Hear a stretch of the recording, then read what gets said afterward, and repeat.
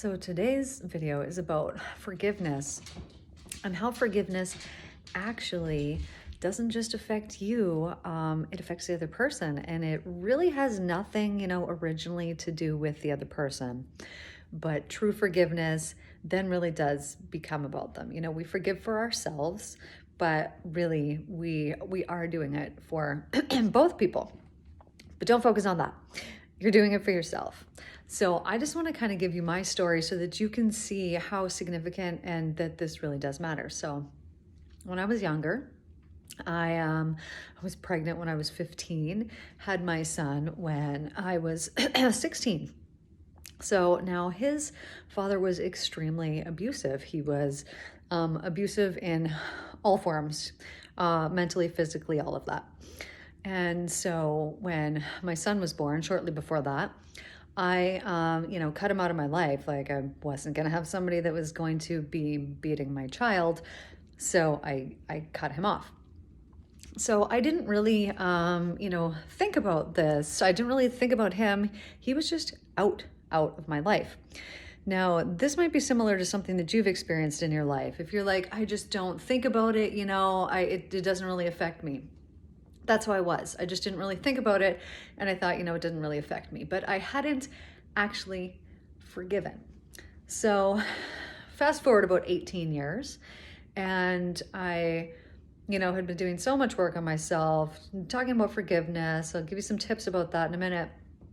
But I realized, I need to forgive him because I saw, he had been abused when he was little. I don't know if he was physically abused, but he saw his mom, burnt with cigarettes by his dad when he was little. His dad left him. This was not, he didn't have a good childhood. So it was very understandable why he would want to hurt me, right? Hurt people.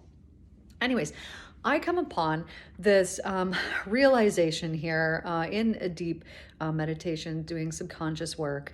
And what I do for that, and this is very helpful, it's in one of my videos. If you need help with forgiveness, go check out the video on forgiveness. And this is essentially what I have you work through in this. But it's seeing that other person and then seeing them as a child, and you have so much more compassion for them when you see them in this way. So anyways, I actually truly forgave. And when I did, it just felt so amazing. It felt so amazing for myself. But I also just wanted something so good for this person. I was just hoping that they would have the best outcome in their life possible. So this had been 18 years in the works, but like I said, in that 18 years, I just really didn't even think about it. So upon forgiving them, I then receive a message maybe a month or two later from this person who I had not spoke to in 18, maybe 19 years, maybe it was 20. I don't even know. Long time. And I received this message and they're just apologizing. They're saying, I'm really sorry for how I treated you. That was terrible of me, blah, blah, blah. And it was in my opinion, a very heartfelt message. They weren't asking anything of me. They didn't want anything from me. That was that. So had I received this message, let's say a month before I had forgiven, it would not have been received well. It would have been, received kind of with stress or oh, great, now they know where I am, or who knows what I would have thought. I don't know, because it didn't happen that way. But it wouldn't have been received as it was. Whereas when I got this message, I wasn't I just was oh, that's nice. It felt nice. It was a good thing. And then I thought, well, good, if this person's reaching out, then obviously they're doing some work on themselves, which is also good. I just hope that, things are going good for this person. So I see this work a lot, that when you forgive, you're setting yourself free, because I was doing it for me, had nothing to do with him. But you also do set that other person free. And because we reap what we sow, because whatever we put out, it comes back to us. This is a very, very, very good thing, because we are, we're changing our karma. We're sending out those good vibrations in the universe. And, what we want is, for a happy world, right? Don't we all just want to have a good and peaceful world? We do. If you don't, you got to do some work. So The point in this is telepathy is real. So I have clients do work in my office, and if they have a problem with somebody, like, oh, this person's really mean to me, or, this person did this to me, or whatever, we do work. I'll have them bring that person up. I'll have them do some, essentially telepathy with this person, and having the other person see the effect that they are taking on this person, because sometimes people just don't know. I actually see that a lot in my office. It's interesting when you work with families, because maybe this person, feels this way about this person, they did this to me, and then that person, and I know this because I'm seeing them separate, but of course I can't tell the other person whatever I'm seeing, will, have a completely different perspective. Like, we are all living in completely different worlds.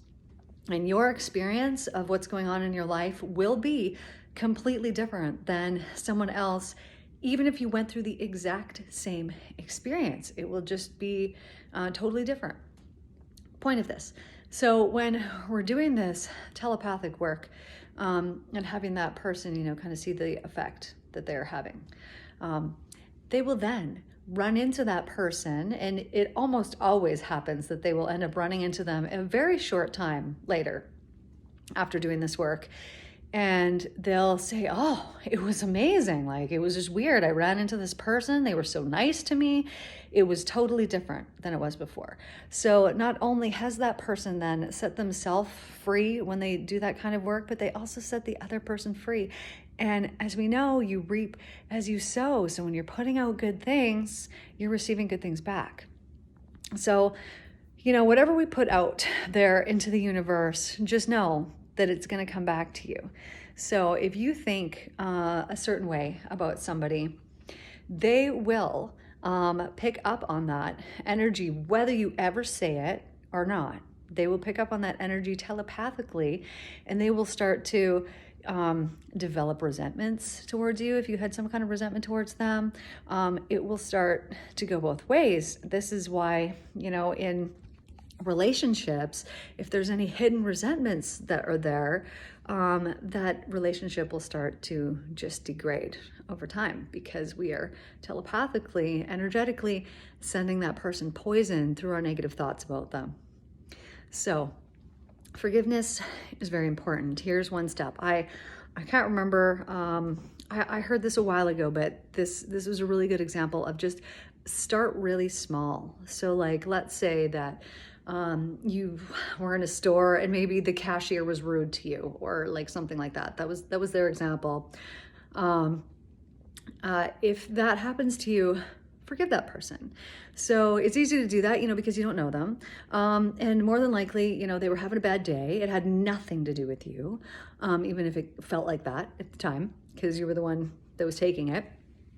But start small. So after I heard this and I wanted to start working on forgiveness, I thought, okay, I'm going to start small. Now, I used to have a dog, Honey, and I'll show you my Honey.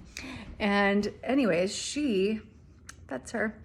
She's gone now. But anyways, she was really annoying me one day because she kept wanting to go outside. Like, and I'm talking, we have bells on the back door here. She was ringing the bells every 5 seconds, it seemed, and I was just annoyed. Like, I just wanted to lay down, have some peace and quiet.